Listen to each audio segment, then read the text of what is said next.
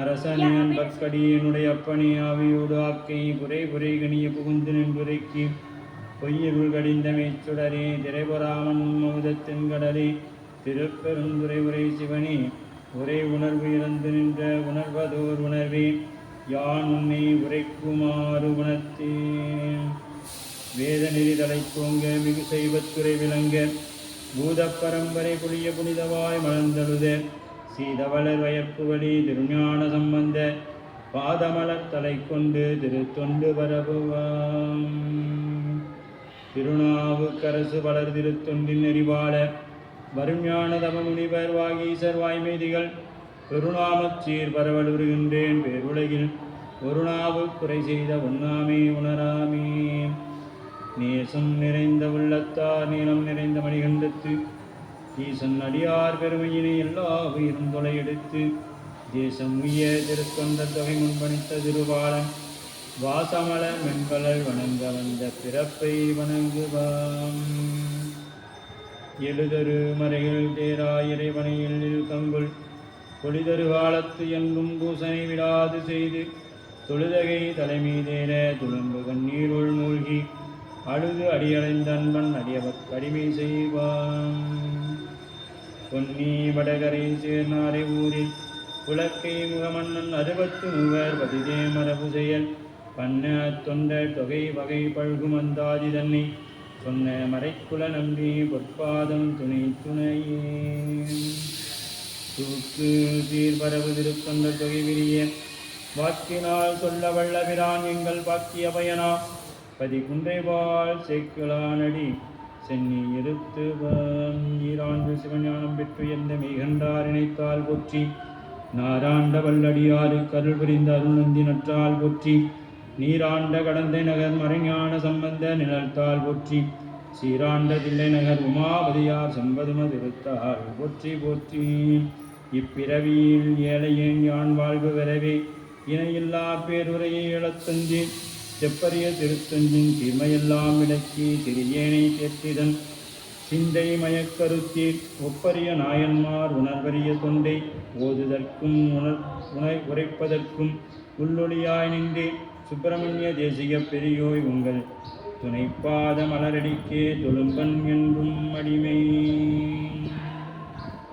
எல்லாமல்ல இறைவனுடைய திருவருள் கருணையும் குருவருளும் முன்னின்று அருள் செய்ய தெய்வ சேக்கிழார் பெருமானார் அருள் செய்யப்பட்ட பெரிய புராணம் என்னும் திருத்தொண்டர் புராணத்தை தொடர்ந்து சிந்திக்கவும் வழிபாடு செய்வதற்கும் நமக்கு வாய்ப்பு கிடைத்துள்ளது. அருள் தரும் தேவகிரி அம்மை உடனாகிய அருள்மிகு நஞ்சுண்டேஸ்வர பெருமான் திருவடி தாமரைகளை மனம் முடிமைகளால் வணங்கிக் கொண்டு அடியனுடைய அருட்குருநாதர் திருவடிகளை மனம் முடிமைகளால் வணங்கிக் கொண்டு அடியனை இந்நன்னெறிக்கண் ஆற்றுப்படுத்திய ஆசிரியர் பெருமகனார் திருவடிகளை முக்கரணங்களாலும் வணங்கிக் கொண்டு நமக்கு எல்லாம் விரிவுரையை கொடுத்தருடைய கோவை சிவக்கவிமணி ஐயா அவர்களுடைய திருவடி தாமரைகளை மனமொழிமைகளால் வணங்கிக் கொண்டும் இங்கே எழுந்தருளிருக்கக்கூடிய அடியார் பெருமக்களின் திருவடி தாமரைகளை வணங்கி இவ்வகுப்பினை சிந்திக்க முற்படுகின்றோம்.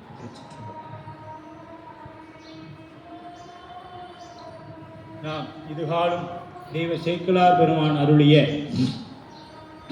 கண்ணப்பர் புராணத்திலே கண்ணப்பர் ஏறக்குறைய 16 ஆண்டுகள் நிறைவு செய்து இப்பொழுது வேட்டைக்கு தயாராகி கொண்டிருக்கிறார். கன்னி வேட்டைக்கு தயாராகக்கூடிய இந்த வேளையிலே அவர் திண்ணனார் எப்படியெல்லாம் அலங்காரம் செய்து அந்த வேட்டைக்கு தயாராகுகின்றார் என்பதையும் எப்படி ஏனாதிநாதர் புராணத்திலே அவர் அந்த போர்க்களத்திற்கு செல்லும் பொழுது தன்னை அந்த கவச உடைகளெல்லாம் அணிந்து கொண்டு அதற்கு தேவையான படைகளெல்லாம் அந்த வாள் சுரிவாள் போன்ற உடைகளெல்லாம் எடுத்துக்கொண்டு அவர் செல்வதற்கு தயார்படுத்தினார்களோ அதுபோல இங்கே வேட்டையாட செல்ல இருக்கின்ற திண்ணனாருடைய அந்த முடி அலங்காரம் அவர் அணிந்து கொண்டிருக்கக்கூடிய கொம்புகள் இவையெல்லாம் தெய்வ சேக்கிழார் பெருமானால் மிகவும் அழகாக நமக்கு வர்ணிக்கப்பட்டு அவர் இப்பொழுது வேட்டைக்கு புறப்பட்டார்.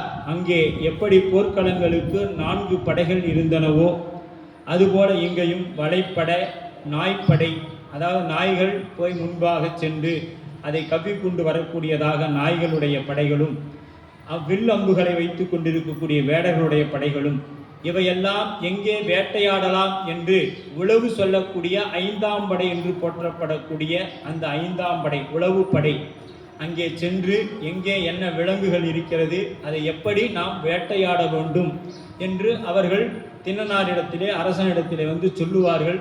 அதற்கு ஏற்றார் போல அங்கே வேட்டைகள் அமைக்கப்படும். அந்த வகையிலே நாம் சென்ற வகுப்பிலே 73 பாடல்கள் நிறைவு செய்து 74வது பாடலை இப்பொழுது சிந்திக்க முற்படுகின்றோம். 74 முடிச்சாச்சு.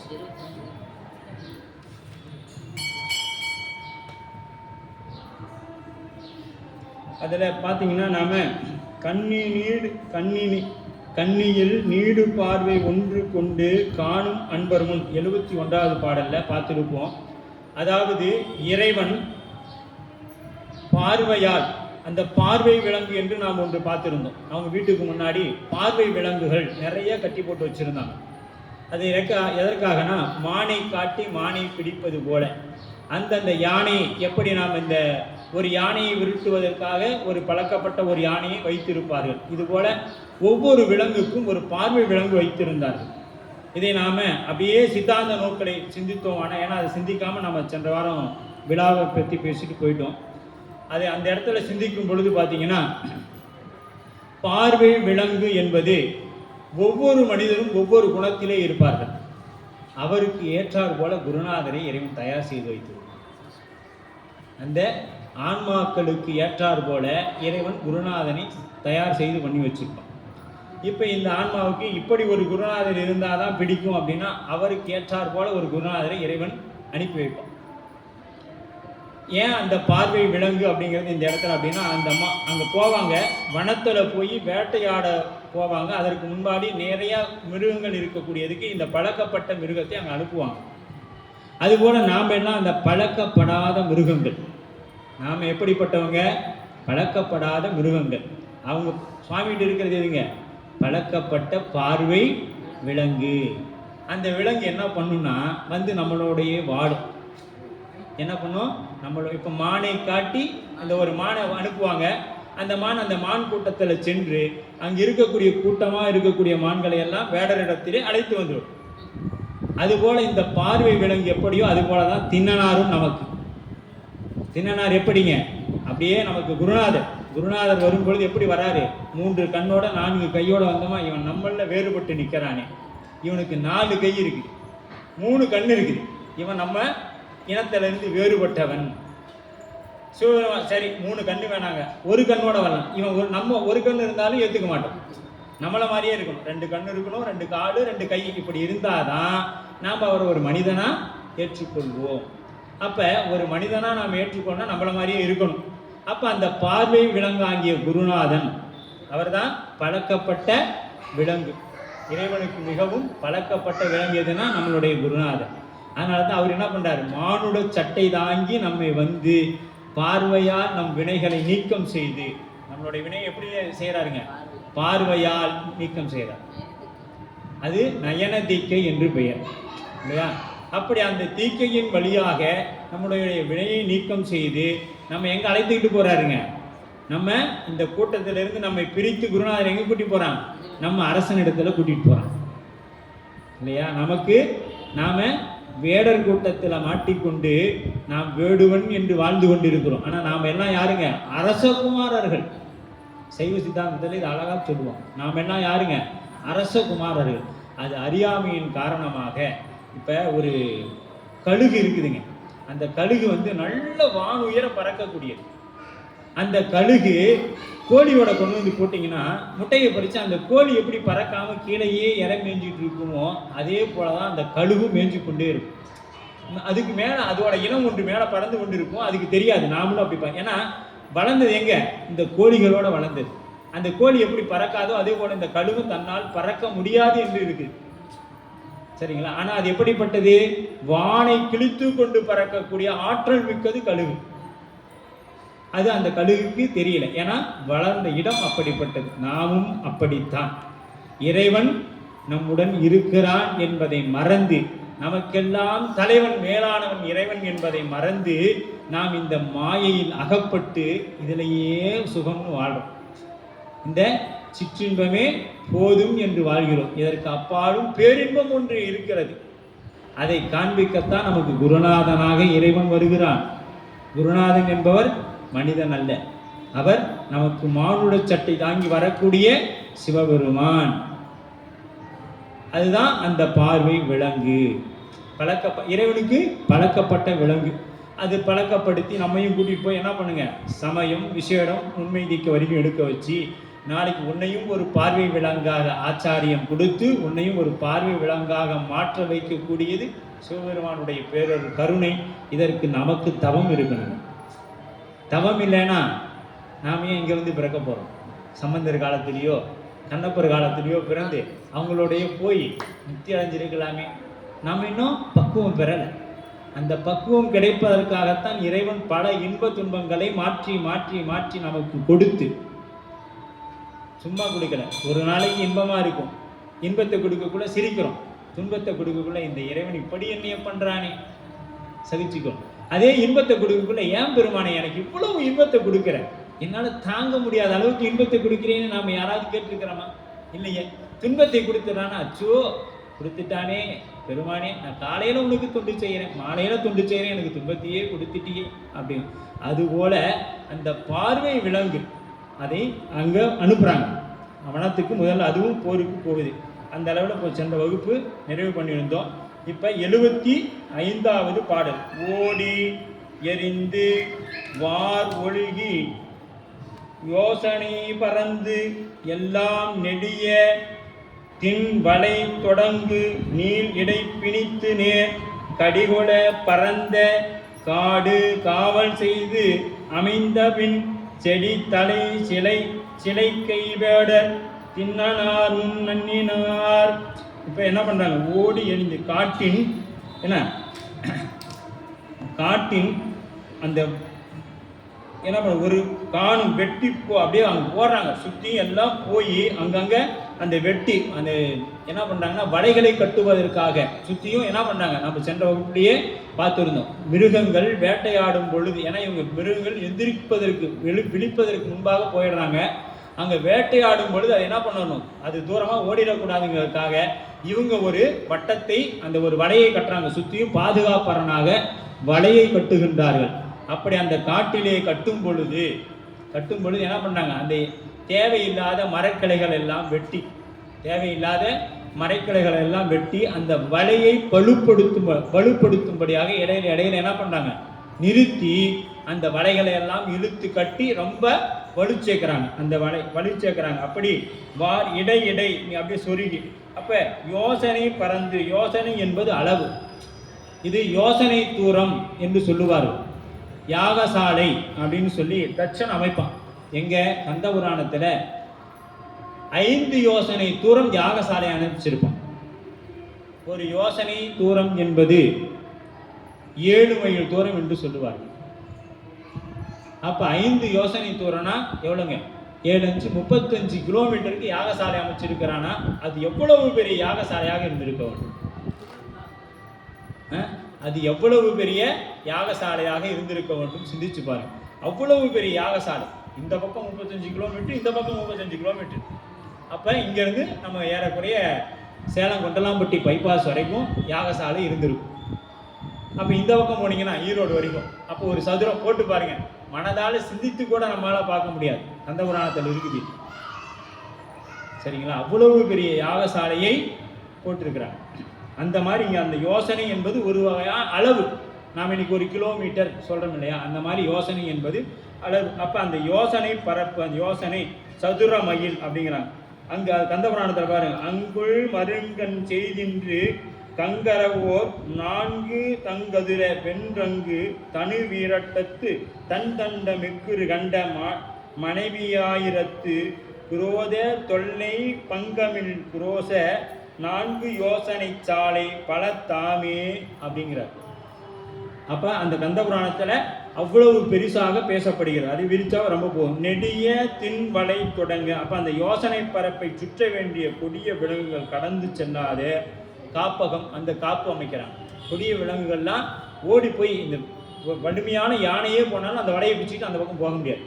அவ்வளவு பாதுகாப்பாக அந்த வலைகள் அமைக்கப்படுகிறது. நீரிடை பிணித்து பல வலைகளை பொருத்த வேண்டிய இடத்தில் பொருத்தி நீட்ட வேண்டிய இடத்தில் நீட்டி எங்கேயும் எந்த விலங்குகளும் தப்பிச்சு போகாத அளவில் அந்த வலைகள் அமைக்கப்படுகிறது. இப்போ வலைப்படை அதோட வேலைகளை செய்ய ஆரம்பிச்சிருச்சு, செஞ்சிட்டாங்க. காடு நேர் காவல் செய்து கடிய அப்படி அங்கம், அதாவது பரப்பு சரி அந்த காவல் செய்வதற்கு அந்த குன்றை தப்பித்து ஓடாத அளவுக்கு காவல் செய்கின்ற அளவுக்கு அங்கே மிகவும் அழகாக அந்த வலைகள் எல்லாம் நேர்த்தியாக அமைக்கப்பட்டீர்கள். செடி தலை எண்ணெய்ந்து ஒழுங்கப்படாத அப்ப அந்த செடி தலைங்கிறது அந்த ஒழுங்கப்படுத்தி, அதாவது ஒழுக்கம் இல்லாத இடங்கள்லாம் அழகாக நேராக வெட்டி விட்டு அந்த கிளைகள் எல்லாம் அந்த செடிகளை எல்லாம் ஒழுக்கப்படுத்தி பண்ணாங்க. வேடன் காவலர் கெதிர் புரியும் ஏவலராகிய வேடன், இந்த காவல் புரிகின்ற வேடன் அப்படின்னு சொல்றாங்க. அப்ப 75வது பாடல்ல அந்த வலைப்படை அமைப்பதை பற்றி இங்க போய் ஒவ்வொரு படையும் அமைக்கிறது சொல்றத இந்த இடத்துல வலைப்படை அமைக்கிறத பற்றி சொல்லப்படுது. அதுக்கு அடுத்தது வெஞ்சிலையை வீரனாரும் வேடுவரோடு கூடி முன் மஞ்சி அடைக்கும் மாமலை சரி புறந்து வந்தமா அஞ்சி வித்து அடற்கு நாய்கள் அட்டமா விட்டு நீள் செஞ்சரத்தினோடு சூழல் செய்த கான் உள் எய்தினார். இப்ப வெஞ்சிலை விரும்பி ஏந்திய அந்த பெருமையுடைய வில்லின் வெஞ்சிலைனா கோபமாக இருக்கக்கூடியவர்கள் கையிலே இருக்கக்கூடிய அந்த சிலை வெஞ்சிலை. அப்போ மேன்மையானது என்று சொல்லப்படுகிறது வெஞ்சிலை அப்படின்னு. முன் நாய்கள் விட்டு, தனக்கு முன்பாக நாய்களை விட்டு. அப்போ என்ன பண்ணுறாங்க, அந்த வேட்டைக்கு போகிறதுக்கு முன்னாடி நாய்களை முன்னாடி விடுறாங்க. ஏன்னா அவங்க விடுற அன்புக்கு அந்த விலங்குகள் தப்பிச்சுட்டா இந்த நாய்கள் போய் கவ்வி பிடிக்குமா, அதற்காக இந்த நமிலி என்கின்ற நாயை அனுப்புகிறாங்க.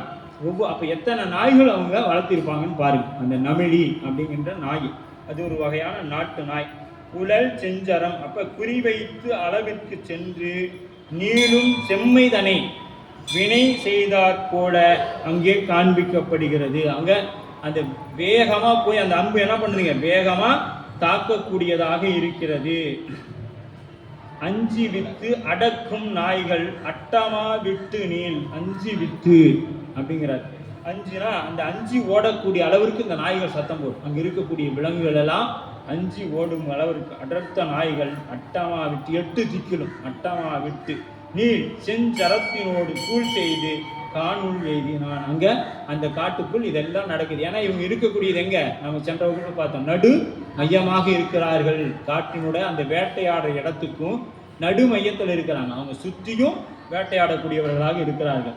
வெய்ய மா எழுப்ப ஏவி வெற்பர் ஆயம் ஓடினே எய்யும் வாடிமும் தெரித்து கொண்டு செல்ல எங்கனும் மொய் குரல் துடி குளங்கள் பம்பை முன் சிலைத்து எல கை விரித்து அதிர்த்து மா எழுப்பினா காணலாம்.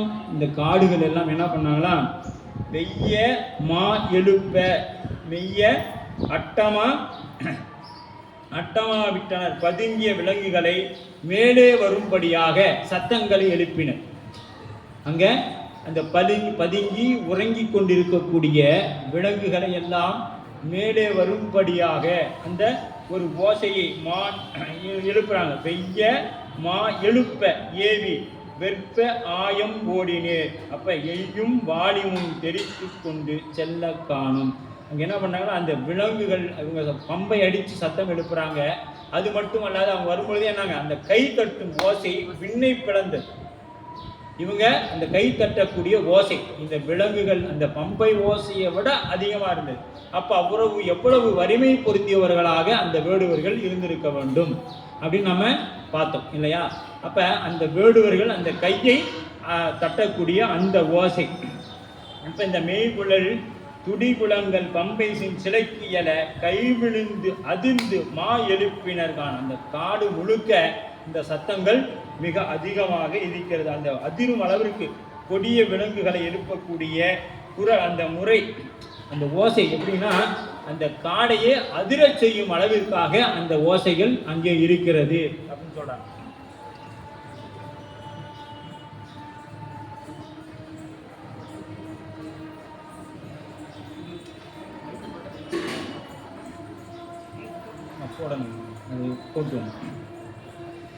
ஏனமோடு மானினங்கள் எங்கு தின்கலை குளம் காணமெய்தி யானைவும் புலி கணங்கள் கான் மறை ஆன மா அநேகமா வெருண்டு எழுந்து பயமும் சேனை வேடர் மேல் அடர்த்து சீறி அம்பில் நுறினர் அப்படிங்கிறார்.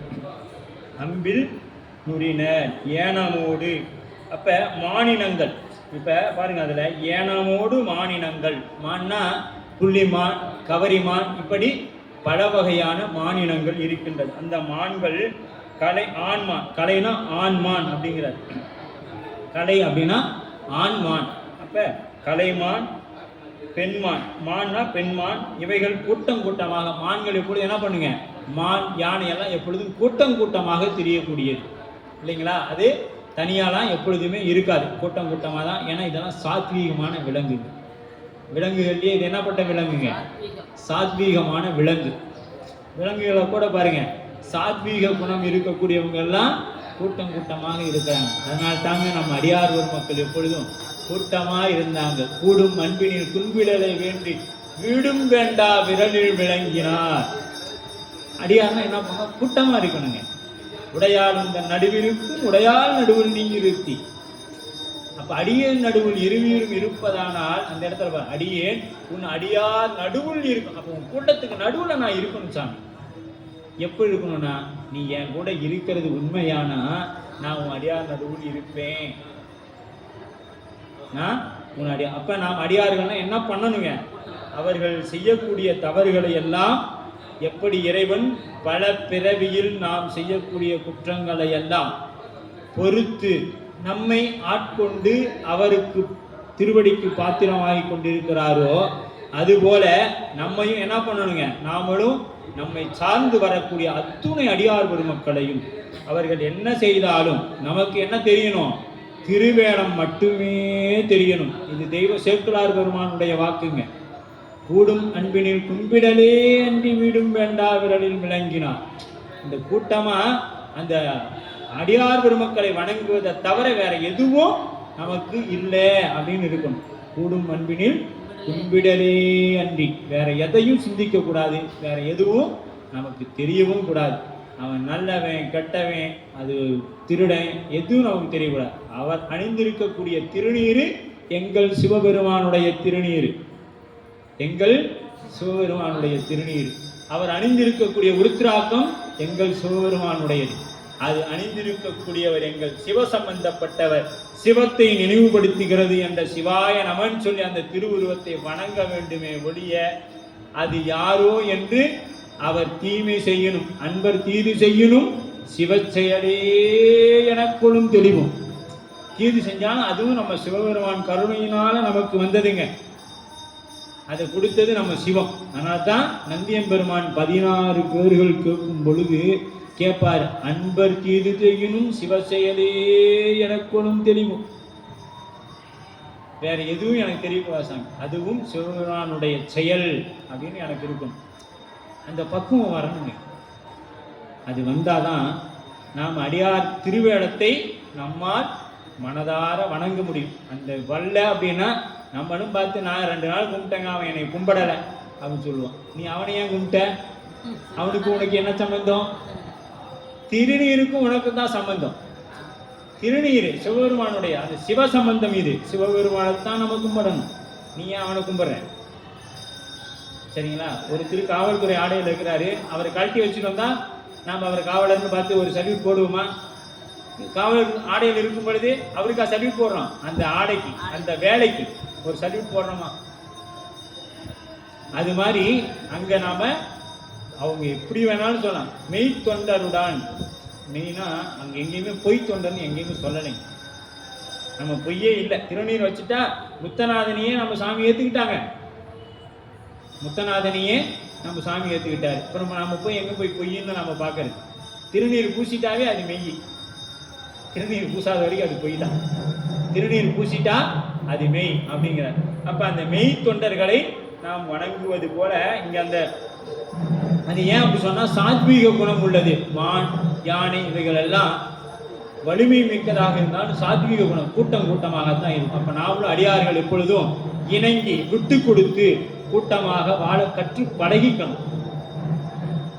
எப்ப நாம் இதை பழகிக்கணும், என்னைக்கு சிவபெருமான் மேல நமக்கு அன்பு வருதோ அன்னைக்கு நாம் அடியாரோட இணங்கி வாழ கற்றுக்கொள்வோம். ஏன்னா நாங்களும் ஒரு காலத்துல பிரிஞ்சு இருந்தவங்க தாங்க, வேற்றுமை பார்த்தவங்க தான். ஏன்னா திருப்பி நாளைக்கு நீங்க எங்களை கேள்வி கேட்கலாம். நீங்க முதல்ல இன்னைக்கு பெருமான் கருணையினால இணங்கணும், இணங்கி இருக்கணும். இந்த ஆண்டு விழா அதற்கு ஒரு நமக்கு எடுத்துக்காட்டாக அமைந்தது.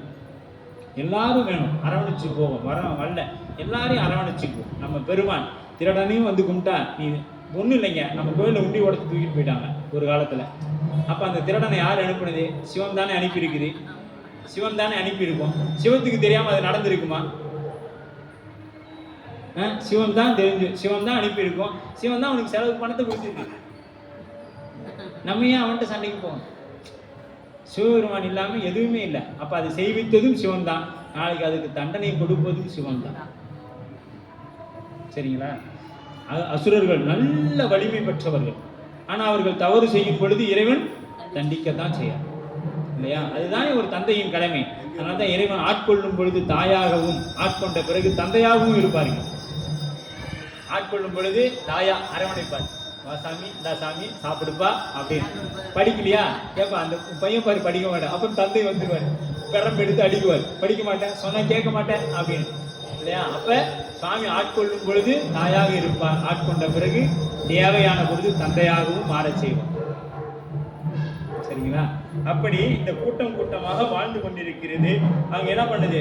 அந்த ஏனமோடு பன்றி, ஏனமோடு மான் இனங்கள் எங்கும் திசை கலப்புலம் காணமெய்தி அப்படிங்கிறார்.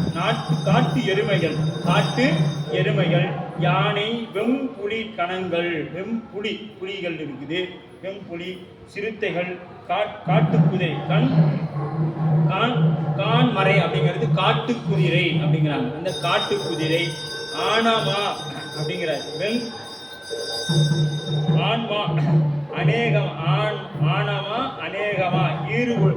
இப்ப இப்படி ஆனமா அநேகமா இது எல்லாம் இருக்கிறது. வெகுண்டு எழுந்த பாயை, இவைகள் பயந்து இருப்பிடத்தை விட்டு வெளியேற. ஏன் இந்த சட்டம்லாம் எழுப்புறாங்க அப்படின்னா, அது பயந்து இருப்பிடத்தை விட்டு வெளியேறணும். இப்ப நம்ம ஒரு நில அதிர்வு வந்துட்டா என்ன பண்றோம்? வீட்டை விட்டு இத்தனால என் வீடு என் வீடுன்னு சொல்லிட்டு இருக்கோம். இது என் வீடு, அடுத்தவங்க தான் விட மாட்டோம். ஆனா நில அதிர்வு வந்துச்சா அந்த வீடாவது ஒன்னாவது கிரவுண்ட்ல வந்து நின்றுக்கும். ஏன்? உயிர் மேல அவ்வளோ ஆசை. நாம் என்னமோ இன்னும் ஒரு 1000 வருஷத்துக்கு வாழ்ந்துடுற மாதிரியும், அந்த கட்டின வீடு பார்த்து 1 கோடி ரூபாயில கட்டியிருப்போம் அந்த வீட்டை. ஆனா நில அதிர்வு வந்தோடனே முதல்ல நம்ம தான் ரோட்டுக்கு வருவோம். அந்த சாலை வீட்டில் இருக்கிறவங்க கூட வரமாட்டான். சாலை வீட்டில் இருக்கிறவன் வரமாட்டான். 1 கோடி ரூபா போட்டு கட்டின நாம தான் ரோட்ல வந்து நிற்போம் இல்லையா? அப்படி அந்த சத்தத்தை எழுப்புகின்றார். ஒரு வகையான அந்த சத்தத்தை எழுப்பணும்னு அது தூங்கி கொண்டிருக்கக்கூடிய அந்த மிருகங்கள் எல்லாம், விலங்குகள்லாம் எழுப்பி அது வர ஆரம்பிக்குது. இப்ப நம்ம ஒரு விழா அப்படின்னா என்ன பண்றோம்? வீட்டுக்குள்ள இருக்கிறவங்க எல்லாம் கூப்பிடணும். அப்ப வாத்தியம் வாசிக்கிறோம். வாத்தியம் வாசிக்கிறோம்னா என்னமோ வாத்தியம் வாசிக்கிறாங்க, ஓடியா ஓடியா ஓடியா. இதுதான் அந்த மிருகங்கள். நம்ம தான் அது, வேற ஒன்றும். அங்கே அப்படியே தின்னனார்கிட்ட வச்சுக்கணும் சாமியை. நம்மளை வந்து அந்த விலங்குகளோட பொருத்திக்கணும். ஏன்னா விலங்குகள்லாம் பரவாயில்ல, அதோட குணத்துல தான் இருக்கு. நம்மகிட்ட எல்லா மிருகமும் நமக்குள்ள வாழுது. சரிங்களா? நரியா, பாம்பா, எல்லா குரங்கா, என்ன எத்தனை மிருகமாகவும் நம்ம வாழ்ந்துட்டு தான் இருக்கிறோம். அப்ப அது அதோட குணத்துல தான் இருக்குது. மான்னா மானாத்தான் இருக்கும், யானைனா யானையாத்தான் இருக்கும், நரியனா தந்திரத்தை பண்ணி அது ஒரு வேலையை தான் செய்யும். ஆனா நம்ம எல்லாமே நினைச்ச நேரத்துல நினைச்ச மிருகம் நம்மகிட்ட வந்துட்டு போயிடும் இல்லையா? அப்படி அதுகளை எல்லாம் எழுப்பு முகத்தானாக ஒரு வகையான சத்தத்தை எழுப்பினாங்க. அது கைத்தட்டுதல் எல்லாம் வெகுண்டு எழுப்பு அன்பினால் அப்படியே வந்து அந்த சத்தத்தினால் எல்லாம் என்ன பண்ணிச்சுங்க, வெளியே வர ஆரம்பிச்சிருச்சு. இப்ப அடுத்தது பாருங்க, 79வது பாது. கால் அறுவன, இடை துணிவன, தலை துமிழ்வன, கனலாமா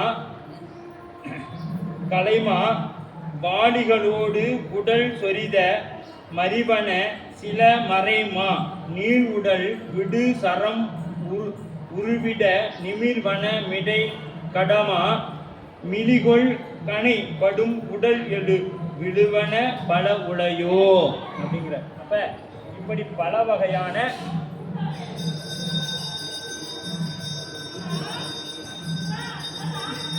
அங்க என்ன பண்ணுங்க தலை அறுவன. அப்ப அவங்க வெளியே வந்தோன்னு என்ன பண்றாங்க, அந்த இருப்பிட திட்டு வெளியே வரணும்னு அந்த வேடர்கள் கரெக்டா அதோட தலையை அறுத்துட்டு போற மாதிரி வில்லு விடுறாங்க இல்லையா, வில்லு விடுறாங்க.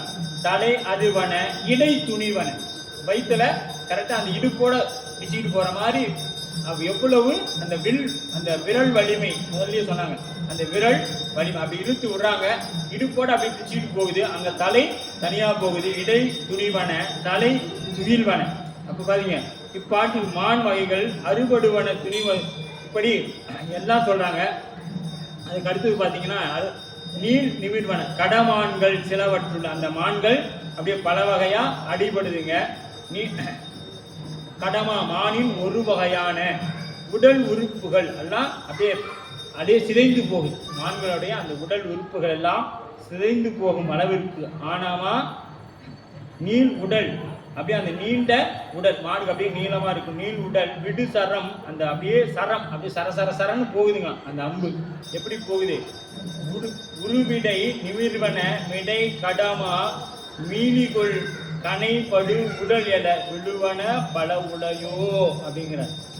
அப்படி பல வகையா அந்த அம்புகள் அப்படியே பாம்பு மாதிரி சல்லு குச்சியிலிருந்து பாம்பு எப்படி வெளியே வருமோ அதுபோல அம்புகள் போய் அந்த விலங்குகளை தாக்குகின்றது அப்படிங்கிறார். அப்படி வரிசையா போய் தாக்குகின்றது. பெண்கனை படுவிடர் கிளிபட விசை உருவிய கயவாய் செங்கனல் விடு அதனோடு கனை செறிய முன் இரு கருமா அங்கு எழுசிரம் உருவிய பொழுது அடல் எயிறு உற அதனை பொங்கிய சினமோடு கபர்வன புரைவன சில புலிகள். அப்ப இங்க என்ன பண்ணுதுன்னு பாத்தீங்கன்னா கருமா பிடரி கிள்ளிப்பட. இந்த பிடரி வெங்கனை படு பிடர் கிளிப்பட. பிடரினா கழுத்து, பிடரியில் அடிச்சுட்டாங்கன்னு சொல்றோம்ல, அந்த மாதிரி இந்த பிடரிங்கிறது கழுத்து. இந்த மானோட கழுத்துல, இந்த புலியோட கழுத்துல விட்டுறாங்க. விட்ட அந்த கனல் விட கனை எரிய இரு கருமா பெரிய காட்டு பன்றிகள். இரு கருமா அப்படின்னா பெரிய காட்டு பன்றிகள். கருவாய் பிளந்த பெருவாய்தல் கனை செறிய கனைகள் மேலும் நெருங்க.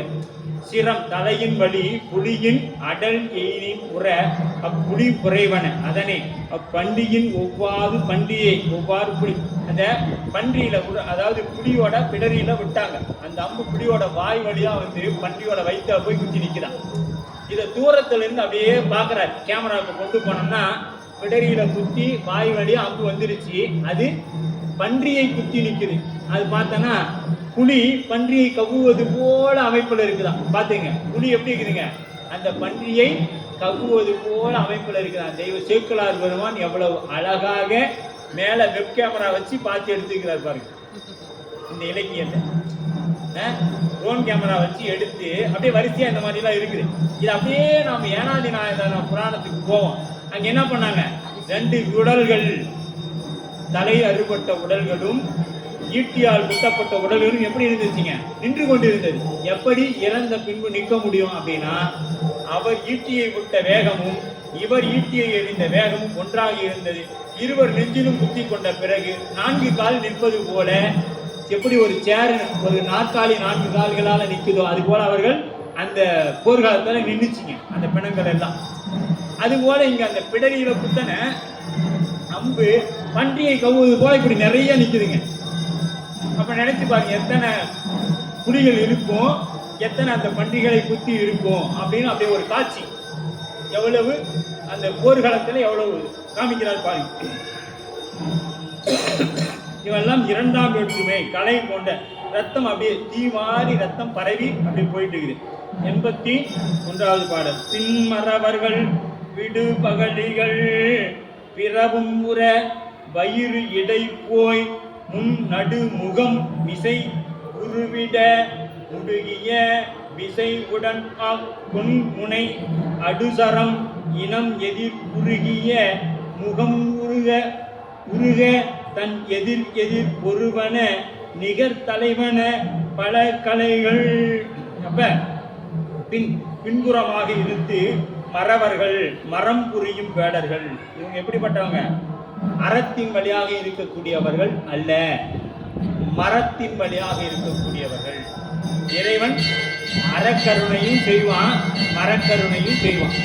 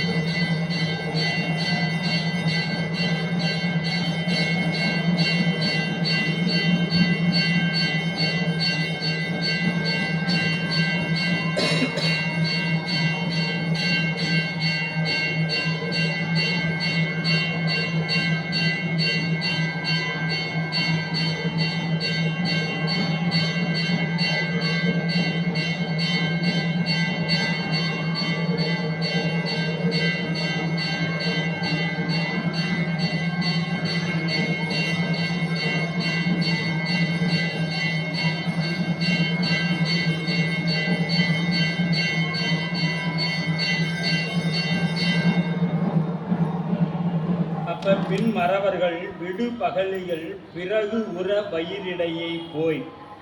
இவங்க பின்புறம் இருந்து மறவர்கள், மரம் புரியும் வேடர், பின்னின்று படைவிடுதல் அறமன்று. இவர்கள் பின்னின்று மரமே செய்தார்கள். இப்போ போர் செய்யும் பொழுது என்ன பண்ணுங்க? முன்னாடி இருந்து தான் போர் செய்ய வேண்டும் என்பது தமிழர் மரபு. பின்னின்று செய்தால் அது அறம் கிடையாது, மரம் அப்படிம்பாங்க. அப்ப மறவர்கள் விடுபலிகள் என்றார். அப்ப அவர்கள் முன் நடுமுகம் விசை உருவிட முடுகிய விசையுடன், முடுகின வேகமாக விசையுடன், அங்கு பொன்முனை அடுச்சரம் இனம் எதிர்குறுகிய முகமுருக என்ன பண்ணாங்க? முடுகிய கூர்மையாகி அம்பு தம் இனமாகிய கலைமான் எதிராக ஓடி வந்து முட்டிய முகத்திலே தாக்குமாறு, அந்த முகத்தில் போய் தாக்குமாறு, அந்த முகத்துக்கு நேராக அடிக்கிறாங்க. அந்த மானு முகத்தோட நேராக அடிக்கிறாங்க. அப்ப கருவறை ஒரு தனுவோடு விசை கடுகியது என முனை நேர் குறிசில் முன் விடு அடுசரம் எதிர்கொலை பயில் பொழுதவையே பொருகரினோடு சின அரி இடை புரை அறவுடல் புகழால் வரும் இரவோடு பகல் அணைவதென மிடையும் அவ்வண்ணமே. இப்போ பாருங்க, கருவறை இரு தனுவோடு அப்படிங்கிறார். அப்ப கருவறை கரிய மலை போன்ற இருக்கக்கூடியவர் யாரு? திண்ணனார். திண்ணனார் எப்படி இருப்பாருங்க? அவர் பிறக்கும் பொழுதே நல்லா தின்னு இருந்ததுனால தான் அவருக்கு காரண பெயராக திண்ணனார்னு வச்சாங்க. இப்ப இந்த கரிய மலை ஒரு தனுவோடு விசை கடுகியது. இப்ப பெரிய ஒரு மலை கையில வில்ல ஏந்திக்கிட்டு வருதான். இது எப்படிங்க? உவமை, இல்பொருள் உவமை என்பது தமிழ்ல இதுக்கு சொல்லுவாங்க. இல்பொருள் உவமை. இப்படி எங்கேயாவது அது அசல பொருள். அசல பொருள்னா நிலையில் அசையாதன்னு அர்த்தம். சலம்னா அசையக்கூடியது. அதனால தான் தண்ணிக்கு சலம்னு பேர். அசலம்னா அசையாத. உள்ளார இருக்கக்கூடிய மூலவருக்கு பேரு அசலமூர்த்தம். அது அங்கே இருந்து அருள் செய்யக்கூடியவர். நமக்கு தேர்ல வராரு இல்ல, தேர் பவனி வராரு இல்ல, உற்சவ, அது சலமூர்த்தம். அது அசைவுறக்கூடியது. இங்கிருந்து வேறொரு இடத்துக்கு போகும், அங்கிருந்து வேறொரு இடத்துக்கு வரும். இதெல்லாம் அசலம் சலம் என்பது போல. இங்க இது மலை என்பது அசைவுறாதது. ஆனா இங்க என்ன பண்ண, மழை எழுந்து வில்லை எடுத்துக்கொண்டு வருவது போல இருந்ததா. ஏன்னா ஏற்கனவே அங்க சொன்னாங்க, எங்க அந்த தேவராட்டி வரும் பொழுது அது பின்ன எப்படி ஒரு மலை, கரும் மலை வந்தது, நீண்ட கருமலை வந்தது அப்படின்னாங்க. அது போல இங்க அந்த மலை எப்படிங்க வரும் அப்படின்னா, இல்பொருள் ஓமைன்னு தமிழ்ல பேரு. இல்பொருள் ஓமை, இல்லாத ஒன்றை இருப்பதாக ஓமை காட்பது இல்லையா. அப்ப அது இல்பொருள் ஓமை. கடு என முனைநேர் குறிசில் முன்விடு அடுசரம் எதிர்கொலை பயிர் பொழுதவையே அப்படிங்கிற. அப்ப வரை தனுவோடு உடல் என்று கொண்டு கரிய மலை ஒன்று உடல் தொற்று போல அப்படியே வருது விசை. ஒரு பொருட்டு பன்மொழி மிகுதி குறித்து மிக வேகமாக வந்தது. விசைனா விசை கடுகியது என முனை. விசை அப்படின்னா வேகம், விசைனா உந்துதல், வேகமாக. இப்ப விசை மோட்டார்னு சொன்னோமா, குதிரை திறன், அது விசை. ஹார்ஸ் பவர்னு சொல்லுவாங்க, அது குதிரை திறன் அப்படின்னு சொல்லுவாங்க. அப்ப அந்த திறன் விசை அப்படின்னு சொல்றது வேகமாகனு பொருள். கடிது வந்தால், தேவராட்டி என்ன பண்ணாங்க, கடிது வந்தால், அப்ப வேகமாக. அப்ப ரெண்டு ஒரு பொருளை கொடுக்கக்கூடியது அப்படிங்கிறாங்க. முனை போர்க்கு அந்த வேடுவர்களுடைய அந்த முனை, போர் முனை. இப்ப நடக்கிறது எங்க, போர் முனையில நடந்து கொண்டு இருக்கிறது அப்படிங்கிறாங்க. போர் முனை திண்ணனாருக்கு பெருமையும். இந்த திண்ணனாருக்கு எப்படிப்பட்டதாக இருக்குது, பெருமை சேர்க்கக்கூடியதாக இந்த சொல் இருக்கிறது. கொடை பயிர் பொழுது கொன்று விடுவனாங்க. அப்படியே என்ன பண்ணாங்க, கொன்று எல்லாம் அப்படியே அங்கங்க கிடக்குதுங்க. பொருளக சின அரி. அவ்வாறு அன்றி அங்க பாத்தீங்கன்னா பொரு கரியோடு, கரினா யானை, யானையோடு சின அரி அப்படின்னா சிங்கம். யானை ஒரு பக்கம் அடிபட்டு கிடக்குது, சிங்கம் அதுக்கு பக்கத்தாலேயே அடிபட்டு கிடைக்கும். குறை அற உடல் புகழலால். இது பார்த்தா எப்படி இருக்குதான், வரும் இரவோடு பகல். இப்ப இரவும் பகலும் ஒரே நேரத்தில் ஏற்படுமா அங்க? ஆனா அப்படி இருக்குதாம். எப்படி இருக்குது, இரவும் பகலும் ஒன்றா. ஏன்னா கருப்பா இருக்கிற யானை இரவாகவும், அந்த சிங்கம் எப்படி இருக்குது, வெண்மை போன்றதா இருக்கும், அது பக்கத்திலேயே இருக்கிறதுனால வெள்ளையா. இப்படி மாத்தி மாத்தி இருப்பதனால அந்த போர்க்களம் எப்படி இருக்குதான், பார்ப்பதற்கு இரவும் பகலும் ஒன்றாக இருப்பது போல. இரவும் பகல், ஏன்னா நம்ம சைவ சித்தாந்தத்துல இருளுக்கும் ஒளிக்கும் ஒன்றே இடம், ஒன்று மிகின் ஒன்று இருக்காது. சரிங்களா? இப்ப வெளிச்சம் அதிகமாயிட்டா இருள் இருக்காது, இருள் அதிகமாயிட்டா ஒளி இருக்காது. ஆனா இங்க ரெண்டும் ஒன்னா இருக்குது அப்படின்னு ஓமானம் காமிக்கிறார். அதுக்கு தான் இருள் பொருள் உவமை அப்படின்னு சொல்ற. அப்ப அதுக்கு அடுத்து பாருங்க, இரவு அணைவா என மிடையும் அவ்வண்ணமே. அப்ப வேகத்தால் இடையூடின்றி அன்புகள் அவற்றின் உடலில் புகுதலால் பல யானைகளும் பல சிங்கங்களும் வீழ்ந்து இரவு பகலாக தோன்ற மாதிரி. அப்படி ரெண்டு ஒன்னா இருந்தா எப்படி இருக்கும், அப்படி இருக்குது. அவ்வண்ணம் வரு இரவோடு பகல் அணைவது என வேட்டை நிகழ்வது பகல் பொழுதாகவும் வருவது இரவாகவும் சொல்லலாம். இப்ப நடந்து கொண்டு இருக்கக்கூடியது என்னங்க, பகல் பொழுது. அதற்கு அடுத்தது வரது இரவு பொழுது வர. இங்கு திண்ணனார் காலம் என்றும் தத்துவ உனையை கடந்து இரவும் பகலும் காலம் அவருக்கு கீழ்பட்டு நின்றது. இப்ப திண்ணனாருக்கு எப்படிங்க, தத்துவ நிலையை கடந்து இரவு பகலுக்கெல்லாம் அப்பாற்பட்டவனாக, எப்படி இறைவன் தான் இன்பமும் துன்பமும் இல்லாதவன், காலங்கள் கடந்து நிற்கக்கூடியவன், அதுபோல திண்ணனாரும் இருக்கக்கூடியவர் என்பதை இங்கே சுட்டி காட்டுகின்றார் அப்படின்னு சொல்ற. அரியும் கரியும் அட ஒன்றுக்கொன்று பகையன. எது, யானையும் சிங்கமும் ஒன்றுக்கொன்று பகைவன. செய்கையால் சேர வந்தனவே அன்றி இயற்கையால் அல்ல. இது ரெண்டு ஒன்னா எப்பயாவது இருக்குமானா என்றைக்குமே இருக்காது. இது எப்படி நடந்ததுன்னா, இந்த செயற்கையால் நடந்தது அன்றி இயற்கையால் நடந்தது அல்ல அப்படிங்கிறார். நீள் இடை விசை மிசை குதிகொல நெடுமுகில் தொட எழுமான் தாளுரு கழல் மறவர்கள் விடு சரம் நிறை தொடர்வனதாம் வாழ்விடு கதிர் மதி பிரிவுற வருமென விழும் உலகை கோளொடு பயில் பணி தொடர்நிலை கொளவுல எதிர்பலவே. பாருங்க, நீள் இடை அப்படிங்கிறார். நீள் இடை குதிகொல எழுமான், மான்கள் வெகுண்டு மேற்கிளம்பி துள்ளக்கூடிய. இப்ப மான் பாத்தீங்கன்னா நீங்க பார்த்துருப்பீங்க, அப்படி மான் ஓடிக்கிட்டே இருக்கும், அப்படி ஒரு எகிரி குதிச்சு ஒரு 5 அடி 6 அடி உயரத்துக்கு எகிரி குதிக்கும். குதித்து மடியில் விளையாண்டுட்டு கீழே வரும். இப்படி எகிரி குதிப்பன இயல்பான். அதனோடு இங்கு வேடர்கள் பல பக்கமும் சூழ்ந்து ஆத்தும் நாய்களை ஏவியும் வெருட்டுதல் அங்கு ஓடி போக துள்ளி குதித்தன. இப்போ நாய்களை விட்டு இவங்க விரட்டும் போகும்போது அது அப்படியே துள்ளி குதித்து என்ன பண்ணுதுங்க, ஓடுது. அந்த மான்கள் அப்படி துள்ளி குதித்து ஓடுது, இந்த நாய்கள் விரட்டுது. இப்போ நாய் என்ன பண்ணும், இப்போ ஒரு கோழி பறந்துச்சுன்னா அது தன்னால் இயன்ற அளவு நாய் மேலே போய் பிடிக்க பார்த்துருப்பீங்க. கிராமத்தில் இருக்கும் பொழுதெல்லாம் அதை பார்த்து ஒரு பறவை பறந்துச்சுன்னா அந்த நாய் எகிரி போய் தாக்கப்பாங்க. அப்போ இது நம்மளின்னு பயிற்சி கொடுக்கப்பட்ட நாய். இது என்ன பண்ணும், அந்த மானுக்கு நிகராக அதுவும் எகிரும், பாய்ந்து அதை பிடிக்கக்கூடியதாக இருக்கும் ஓடி. அப்போ நெறிமுகில் தொட விண்ணில் தாவி. அப்போ அந்த மான் எப்படின்னா அப்படி கீழே வந்து பார்த்தோம்னா விண்ணை தொடும் அளவுக்கு போயிட்டு வருது. எவ்வளவு அது காட்சியாக இருக்கு. மான் வருவிடுவனை எதிர்மதி மிக ஒளி வீசும் கதிர்களை உடைய முழுமதியை இரவு பிடிக்கும் நாட்களில். இப்போ இது என்ன சொல்கிறேன்னா, இந்த கிரகண காலம்னு சொல்லுவோம் இல்லையா, அது மாதிரி இந்த பிரிவுரா வரும் என விழும் விளை மதி மிகுந்த பிடை தன்னை பிடிப்பன போல் எஞ்சிய மான்கள். இந்த இந்த போய் பிடிக்கிற மான் எப்படி இருக்குன்னா, இந்த நாய் போய் பிடிக்கிற மான்கள் மதி வந்து அப்படியே கொஞ்சம் கொஞ்சமாக கிரகண காலங்கள்ல என்ன பண்ணுங்க, அப்படியே மறையும். இப்போ இந்த ராகு கேது என்பவர்களுக்கு தனியாக ஆட்சி இடங்கள் கிடையாது. அவர்கள் எந்த கிரகத்தை இருக்கிறாங்களோ, யார் வீட்டில் இருக்கிறாங்களோ அது அவங்களுக்கு ஆட்சி வீடாக மாறிவிடும். இது ஜோதிடம். அப்போ அது இப்போ அந்த கிரகணம் என்பது பார்த்தீங்கன்னா பூமியும் மறைவு, அந்த நிழல் போய் சூரியனையோ அல்லது சந்திரனையோ மறைக்கும் பொழுது எப்படி கொஞ்சம் கொஞ்சமாக அப்படியே மறைக்கும். அப்படித்தான் இதை வந்து இந்த மான்கள் அடிபடுகின்றது அப்படிங்கிறார். ஒளி வீசுகின்ற கதிரவனுடைய முழுமதியை ராகு பிடிக்கும் நாட்களில் வாழ்விடு கதிர். அந்த கதிர் வீசும் பாருங்க, அந்த மாதிரி அந்த இடம் இருக்குதான்.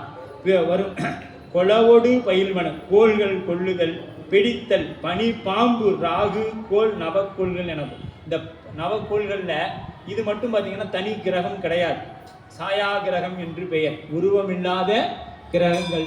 ஆனால் இவை எப்படி ஏற்படுகிறது என்றால், சூரியனுக்கும் சந்திரனுக்கும் இடையில் பூமிக்கும் சூரியனுக்கோ அல்லது சந்திரனுக்கு இடையில நிலவோ அல்லது சூரியனோ எடும் பொழுது அந்த கிரக நிழல் பட்டு அது நமக்கு ஏற்படுகிறது. அதுபோல அந்த மான்கள் மறைக்கப்படுகின்றது அப்படிங்கிறார். தொலைநிலை கொல எதிரே பல மான்கள் உள்ளன. ராகு கேதுகள் என்னும் 2 பாம்புகள் சந்திர சூரியனை பிடித்து மறைக்கும் சரிதம் போல இந்த மதி ஞாயிறு நமது பூமியின் அண்டத்துக்கு நேர்கோட்டில் வருவது அந்நிலை. இந்த மான் எப்படின்னா, இந்த பூமி அந்த இடையில சந்திரனுக்கு இடையில வரும்பொழுது அந்த நிழல் மறைக்கும் பொழுதுதான் கிரகண காலம் என்று சொல்லப்படும். அதுபோல மிடை கரு கொழலோடு பயில் பனி தொடர் நிலை உழவன எதிர்பலவோ. அந்த கிரகண காலங்களில் ஏற்படக்கூடிய மறைவு போல இங்கே மான்கள் அடிபடுகின்றது. அப்படியே அப்படி மடிஞ்சு அப்படியே விழுதுங்க கீழே. அதை பார்க்கறதுக்கு கிரகண காலங்களில் எப்படி ஏற்படுமோ அது போல இருக்குதான்.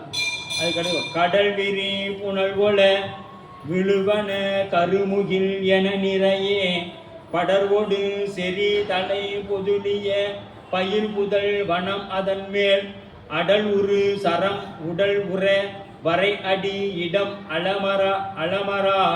அலமரலால் மிடைகரு மறை கரடியோடு விழுவன வனமேதி. இப்போ இது பார்த்தீங்கன்னா அவருக்கு அந்த காடு எப்படி தெரியுதுன்னா கடல் மாதிரி தெரியுது. சேக்கிழார் பெருமானுக்கு இந்த காடு எப்படி இருக்குதுன்னா கடல் போன்ற இருக்கிறது. சரம் உடல் உற அலமரங்கள். அப்போ இந்த புதர்கள் மேலே கடல் உழல் போல கருமுகில் விழுவன என அப்படியே அந்த கருமுகில்கள் விழுவன மறை கரடிகளோடு வனமேதி விழுவன என்று அப்படியே கூட்டிக்கணும். எப்படின்னா இந்த கரடிகள் எப்படின்னா அந்த விலங்குகள் அப்படியே அந்த பச்சை பசேல்னு இருக்கக்கூடிய அந்த கடல் விரி புனல் போல விழுவன கருமுகில். அந்த முகில் எப்படி என நிறையே படர்வோடு செறிதலை பொழுதிய பயில் புதல் வனம் அதன் மேல். அப்படியே அந்த புதர் மண்டிய வனம் மேல் அடர் உரு சரம் உடல் உற. அந்த உடல்கள் எப்படி கிடக்குதான் கருகரு நிறைய புதல் செறிதலை நிரம்பிய பசிய புதல்களுடைய காடுகள். இதனை கடலுக்கு அமைத்தார். செறிதலை கடல் நீருக்கும். அந்த செறிதலை என்பது கடல் நீருக்கும் கருமறை அந்த காட்டு குதிரைகள் வனமீதி இவை கருமுயல்களுக்கு ஒப்பாக. அந்த காட்டு குதிரைகள் எப்படி அது ஓடுறது இருக்குதா, அந்த மேகங்கள் கருப்பாக ஓடுகின்றனவா அதுபோல புதர் பெருந்துருகள் அப்படின்னா புதர்கள் உடல் உடல் அறுதலை அருமறுதல் வருந்துதல். அப்ப வருத்துதல், அந்த உடலை வருத்துதல், இதை செய்து கொண்டு வராங்க. இதை அப்படியே செய்துக்கிட்டு வராங்க. பல துறைகளின் வெறுவரலோடு பயில் வளை அற நுழையமா உலகொடு உலகமொடு படர்வன தகைவுற உரு சினமொடு கவர்நாய் நிலவிய இரு வினை வளை இடை நிலை சுழல் பவர் நெறிச புலனுரு மணன் இடை தடை செய்த பொறிகளின் அளவு உளவோ. இப்ப பல துறை உலகொடு படர்வன தகைவுற கவர்நாய் அப்படிங்கிறார். அப்ப அந்த நாய் இப்ப பல துறை இப்படி பல பக்கம் அடிபட்டு பல வகையான விலங்குகள் என்ன பண்ணுதுங்க, தப்பிச்சு ஓடுறதுக்காக எல்லாம் அந்த போய் வலையில பூதுது. பூந்த உடனே தலை மாட்டிக்கிச்சு, அந்த பக்கமும் போக முடியல, இந்த பக்கமும் வர முடியல. இதை போய் என்ன பண்ணுதுங்கன்னா அந்த நாய் கவிழிங்கிற நாய் பற்றி இழுக்குதுங்க. அது கப்பி என்ன பண்ணுதுங்க, அந்த மிருகங்களை இழுக்குது இந்த பக்கம்.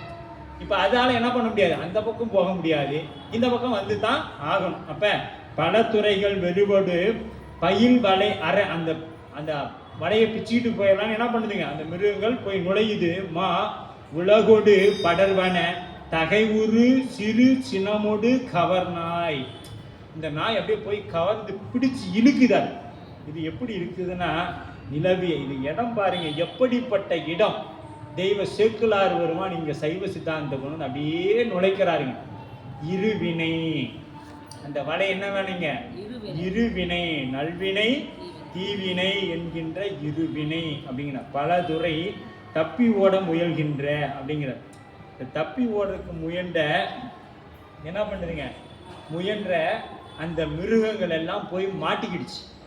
மாட்டிக்கிட்ட பின்னாடி தலைவுற தடைப்பட்ட தகைதல் தடுத்த இயல்பானும் போய் வேட்டையினோடு விலங்கினத்தை கண்டபொழுது கோபம் கொண்டு கவர்வன. இந்த நாய் அதை பார்த்தோன்னா கோபம் வந்துருச்சு, நீ தப்பி ஓட பார்க்குற அப்படின்னு சொல்லி அதை பிடிச்சி கவ்வி அப்படி இழுக்குதுங்க. இழுத்தா வந்துடுமா, வராது. அது எப்படியாவது அது தப்பிக்கணும்னு நினைக்கும். இப்போ நம்மளே எங்கேயாவது ஒரு பக்கம் மாட்டிடும், எப்படியாவது தப்பிக்கணும்னு நினைக்க முடிஞ்சு இழுக்கிற பக்கம் போயிடுவோமா, இல்லை. அப்போ அந்த மாதிரி இழுக்கிறது அந்த நாய் பன்மை வினை. இந்த வினை 5, இந்த நாய்ங்கிறத 5 வகையான 5 பூதங்களோடு ஒப்பிடுறாரு தேவி சேக்குலார். இந்த நாய் தான் நமக்கு 5 பொறிகள். இந்த 5 நம்மளை நம்ம ஏதாவது ஒருத்தர் சொல்லுவாங்க, எப்போ இன்னைக்கு கோயிலில் வகுப்பு வாவை போகலாம்பா 3-4:30 வரைக்கும் சொல்லுவாருங்க. 4:30 வரைக்கும் நானும் வரேன் போகலாம் பாரு. 5 மணிக்கு சொல்லுவார், எனக்கு அதுக்குள்ளே ஒரு ஃபோன் வந்துருச்சுங்க, ஒரு சின்னதாக ஒரு வேலை போயிட்டோம், அவ்வளோதான். இப்போ என்ன பண்ணிடுச்சு அந்த நாய், அந்த பக்கம் இழுத்துட்டு போயிடுச்சு இல்லையா. 5 புலன்களும் அதோட வேலையை செய்து, அதான் வஞ்ச புலனைந்தும். இந்த புலனைந்து என்ன பண்ணுங்க, வஞ்சனையே செய்யும். இது என்னைக்காச்சும் நமக்கு நன்மை செய்யுமானா நம்ம கூடவே இருந்து நமக்கு வஞ்சனை மட்டுமே செய்யும். புலனைந்தும் பொறிகலங்கி நெறிமயங்கி அங்கே அறிவு மலங்கி ஐவேள் உந்தி ஐயாறு பதிகத்தில் பாடு. அப்படியே அந்த அறிவியை கலைக்கிறங்க, கலங்கி ஒன்றும் இல்லாத பண்ணி அது உண்மையான ஒன்று பொய்யினே நம்ப வச்சிடும், உண்மையான ஒன்றை பொய்யினே நம்ப வச்சிடும். அப்படி ஐமேலும் இருள் சேர் இருவினையும் சேரா இறைவன் புகழ் சேர் புகழ் புரிந்தார் மாட்டு என்பது தெய்வப்புலவர் வள்ளுவன் வாக்கு. அப்ப நல்வினை, இந்த இருவினை நிலவிய இருவினை வள இடை. இருவினை என்பது நல்வினை தீவினை. இப்ப நான் தீவினையே செய்யலைங்க, நல்வினை மட்டும்தான் செஞ்சுக்கிறேன், உனக்கு அதுக்கு பிறவி உண்டு. எப்படின்னா நல்வினை செய்து வச்சுட்டேன் அப்படின்னா உனக்கு ஒரு பிறவியில கொடுத்து அங்க ஒரு பங்களா, ஒரு பெரிய பங்களாவை கொடுத்து இப்ப 8 வாசல் வச்சு 8 கார் நிக்க வச்சிருப்பார் சுவாமி. 8 BMW கார் நிக்க வச்சு என்ன பண்ணுவாங்க, 8 வாசல், நீ எந்த கார்ல எந்த பக்கம் போனாலும் ஏறிட்டு போகலாம். அது நீ செய்த புண்ணியத்தின் பலன். தீவினை செய்தோம்னா அதுக்கு வேண்டாம், நம்ம அது விரிக்க வேண்டாம், அது சாமி அனுபவிச்சுக்கிறோம் இல்லையா. தீவினை செய்தால் என்னென்ன துன்பங்கள் அதுக்கு நம்ம தானே எடுத்துக்காட்டேன் இல்லையா. அப்போ அது நம்ம என்னென்ன செய்தோம் அப்படிங்கிறதெல்லாம் நாமளே அதில் தெரிந்து கொள்ளலாம். அப்போ தீவினை செய்தால் என்ன மாதிரி பிறவி, நல்வினை செய்தால் எப்படி, அறம் பாவம் என்னும் அருங்கயிற்றால் கட்டி அப்படிங்கிற அறம் பாவம் என்னும் அருங்கயிற்றால் கட்டி அப்படியே போட்டு கட்டி சாமி அப்படியே 8ஆம் சூத்திரத்தை போய் பார்த்தோம்னு வச்சுங்க. பசித்து உண்ணும் பின்னும் பசிப்பன ஒக்கும் இசைத்து வரும் வினையின் இன்பம் இசைத்த இருவினை ஒப்பில் இறப்பில் தவத்தால் மறுவன ஞானத்தை வந்து அப்படிங்கிறார். சிவஞான போதம் 8ஆம் சூத்திரம் 2ஆம் எடுத்துக்காட்டு வெண்பாவில் சொல்றார். அதாவது இசைந்து வருவினை இன்பம், ஒரு நல்வினை செய்ய தொடங்கி அது அறநூலை ஆயும் பொழுது ஆய்வன அறிவில் அந்நூல் வேள்வி முதலான தவங்களை அறம் என்று தோன்றும். அப்பொழுது அவற்றுள் உண்டாகும் சொர்க்கம் முதலிய காமிய பயன்களை காணப்படும். அவ்வாறு கூறப்படும் வேள்வி முதலிய அறங்களின் பயனாகிய இன்பம் எதற்கு உவமை ஆகும் என்றால், பசித்து உண்ணும் பின்னும் பசிப்பன முன்னர் பசித்தல் உண்டு. இப்போ அந்த வேள்வி வழிபாடெல்லாம் எப்படி இருக்கும்னா, பசிக்கு நாம் சாப்பிட்றோம் இல்லையா, சாப்பிட்ட பிறகு மீண்டும் என்ன ஆகும், பசிக்கும். அவையார் சொன்ன மாதிரி ஒரு நாள் உண்ணாதுன்னா இருக்காது.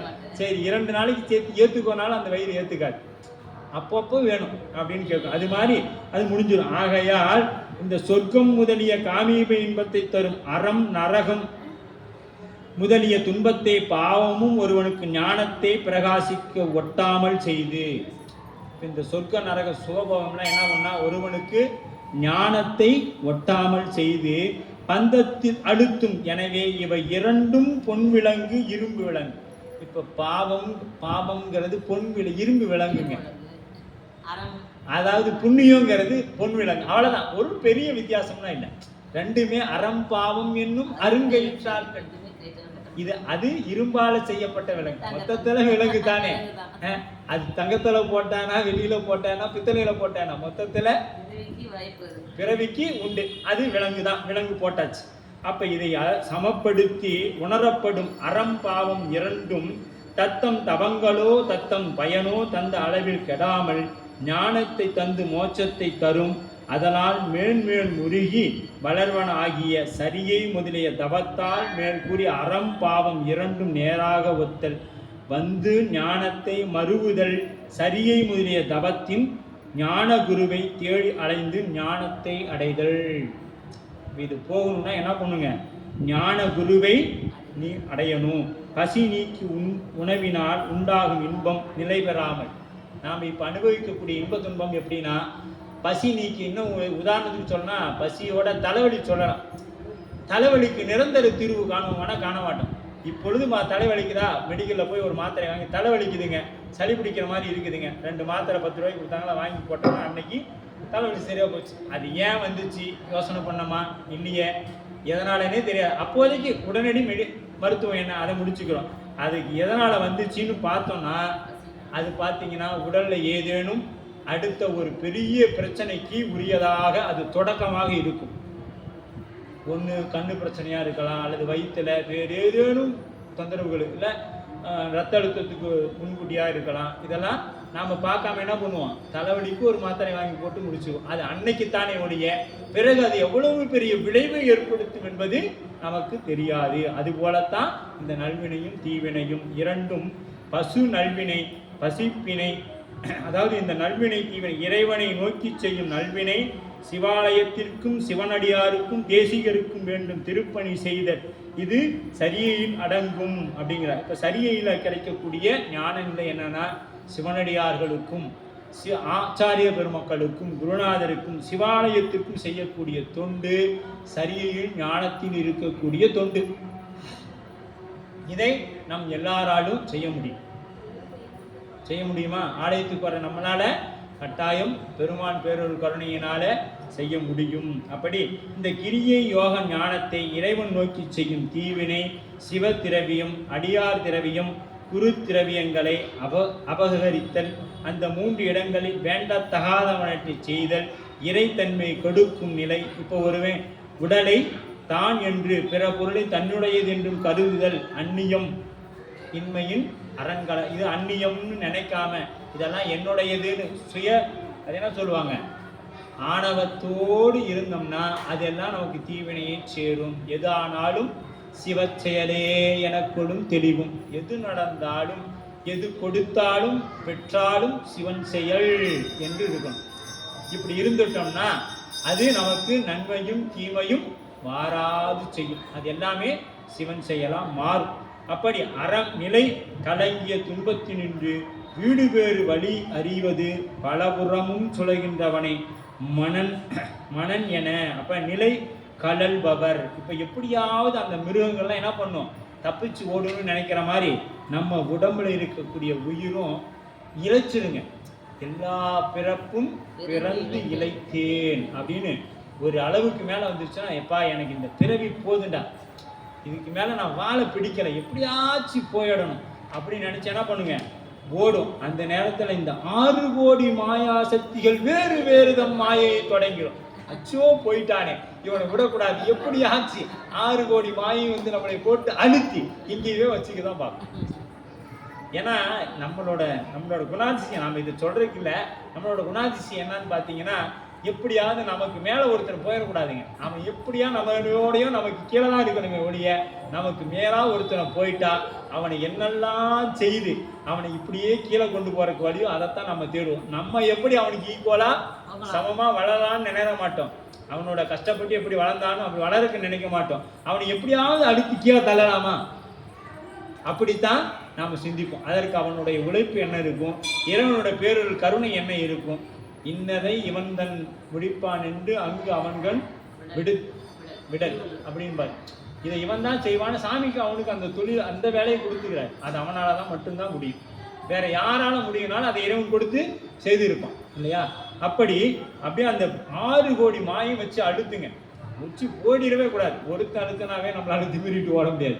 6 கோடி பேர் வச்சு அழுத்தினா நம்ம எங்க போறது? அந்த நாய் கவி பிடிச்சு இழுக்கிற மாதிரி மீண்டும் அந்த உலகாய வாழ்க்கைக்குள்ளதான் வர முடியும். அப்ப புலன் உரு மனன் இடை தடை செய்ய பொறிகளங்கு அளவு உளவோ.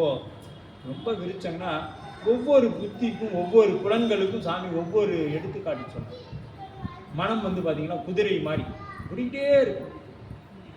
இங்க இருக்கும், அடுத்த நிமிஷம் அமெரிக்காவில் இருக்கும், அடுத்த செகண்ட் பார்த்தீங்கன்னா இங்க நம்ம வீட்டுக்கு பக்கத்தில் வந்துடும், பக்கத்து வீட்டுக்காரன்ட்ட போயிடும்.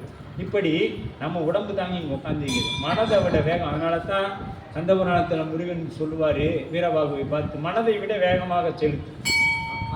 அந்த தேரை எப்படி செலுத்தணுமா, மனதை விட வேகமாக செலுத்து அப்படின்னா.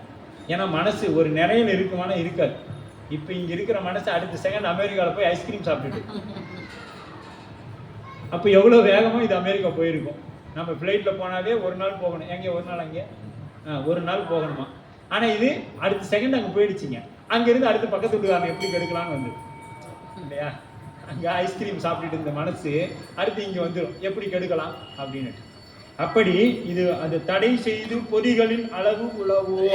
அப்படி அதில் பாருங்க, துடி அடியன மடி செவியன துரு கயமுனி தொடரா வெடிபட இரி சிறு குருளைகள் மிசைபடு கொலை விரிவர் அடிதளர் உரு கருவுடையன அனைவுரு பிணை அலையார் கொடியன எதிர் முடுகியும் ஒரு கொலை குறி சிலை மறவோர் அப்படிங்கிறாங்க. அப்போ இந்த மறவர்கள் அறத்தை கொண்டா இருந்தாலும் என்ன பண்ணாங்கன்னா, அறத்தை கொண்டவர்களாக இருந்தாலும் இந்த அதற்கு முன்பு பாருங்க, வேட்டை வினை ஒரு பட்டல். இந்த வேட்டை வினை ஒரு பட்டல், வேட்டை வினையை வேட்டைக்காரர்கள் வெளியே நின்று காணுவதோடு காட்சியை வருவன் அப்படியே விரித்து காமிக்கிறாங்க. இப்படி விரித்து காண்பித்து கொண்டு வந்தவர் 86வது பாடல்ல அப்படியே என்ன பண்றாரு, இவை எல்லாம் போர் முறைகளில் ஒக்கும். ஏன்னா பசுக்கள், அறவோர், சிறுவர். இப்ப இந்த போர் செய்யக்கூடிய மன்னர்கள் போர் செய்யறாங்கன்னா என்ன பண்ணா, பசுக்களை கொல்லக்கூடாது, அறமுடையவர்களை கொல்லக்கூடாது, சிறுவர்களை கொல்லக்கூடாது, நோய்வாய்ப்பட்டவர்களை கொல்லக்கூடாது, பெண்களை கொல்லக்கூடாது, கர்ப்பிணி பெண்களை கொல்லக்கூடாது, படை இல்லாதவர்களை கொல்லக்கூடாது, கையில் ஆயுதம் இல்லாத ஒருத்தர் இருந்தான நிராதபாணியை கொல்லக்கூடாது. இப்படியெல்லாம் பல சட்டங்களை வகுத்துதான் நம்மளுடைய தமிழ் மரபு போர் செய்தது. ஆனால் இதெல்லாம் இவங்க எதை கடைபிடிக்கிறாங்கன்னா, இவங்க எப்படிப்பட்டவர்னா கொல் எரி குத்து என்று வாழக்கூடியவர். இவங்க எப்படிப்பட்டவங்க, அங்க போகும் பொழுதே கொல் எரி குத்துன்னு வாழ்ந்தவங்க. இவர்களே இவ்வளவு அறங்களை கடைபிடிக்கிறார்களே என்றால் நமக்கு மிகவும் அருகாமையில் நடந்த ஒரு நிகழ்வு. இலங்கை தமிழர்கள் அவர்களை அன்பே அவங்களுடைய கொள்கை. புத்த மதத்தோட கொள்கை என்னன்னா அன்பு தான் அவங்களுடைய கொள்கைங்க. ஆனால் அந்த குழந்தைகளையும் சிறார்களையும் கர்ப்பிணி பெண்களையும் எவ்வளவு சிரமப்படுத்தி கொன்று குவித்தார்கள். இலங்கையில் ஏறக்குறைய இப்போ 10 ஆண்டுகள் இருக்கலாம். அவ்வளவும் நம் கண்ணு முன்னாடியே காட்சியாக நாம் பார்த்து கொண்டே துடித்து போய் தான் நின்னோம். நம்மால் எதுவும் செய்ய இயலவில்லை. எவ்வளவு குழந்தைகள் இவங்க பாருங்க, எவ்வளவு அந்த குரலைகளை கூட விலங்குகளை இருக்கக்கூடிய சின்ன குட்டியை கொள்ளலைங்க. இவங்க ஞானம் கிடையாது, கல்வி அறிவு கிடையாது, அன்புனா என்னன்னு தெரியாது, கொள் எரி குத்துன்னு வாழ்ந்தவங்க. ஆனா நம்ம கண்ணு முன்னாடியே நம்ம தமிழ் சொந்தங்கள் எத்தனை மாண்டு போன லட்சக்கணக்கில் அப்படி கொத்தா மருத்துவமனையில போட்டாங்க. அங்க எத்தனை நோயாளி இருந்திருக்கும். அப்ப மற்ற சமயங்கள் எல்லாம் அந்த அன்புங்கிறத வச்சுக்கிட்டாங்களே ஒழிய, வார்த்தையால் மட்டும் வைத்துக் கொண்டார்களே ஒழிய, அவர்கள் செயல்பாட்டில் யாரும் கொண்டு வரவில்லை, எங்கள் கண்ணப்ப நாயனாரை தவிர. அவர் மாதிரி அன்பு யாராலையும் செலுத்த முடியாது. ஆனா இவர்கள் அன்புதான் சொன்னாங்க. சமணனும் புத்தனும் அன்புன்னு சொல்லிட்டு எவ்வளவு உயிர்களை கொத்தாக கொண்டு குவித்தார்கள் இல்லையா? அதெல்லாம் நாம பார்த்து கொண்டு வாழ்ந்து கொண்டுதான் இருக்கோம் இல்லையா? அப்படி இவர்கள் என்ன பண்ணாங்க? இவர்கள் கொள் எரி குத்துன்னு வாழ்ந்தாலும் துடி. அப்படி என்னன்னா பெண்கள் அப்ப வழியில் போவோரை அழைத்தும்பவராக கொடுமை புரிவ. இவங்க எப்படிப்பட்டாங்க? வழியில போறவங்க அடிச்சு புடுங்கி திங்கிறவங்க. ஏன்னா இங்க அப்படித்தானே பண்ணாங்க. எங்க திருமுருகன் பூண்டியில வேடுவர்கள் என்ன பண்ணாங்க? சுந்தரமூர்த்தி நாயனார்ட்ட இருந்து அந்த செல்வங்களை எல்லாம் அடித்து பிடுங்கி கொண்டு வந்துட்டாங்க.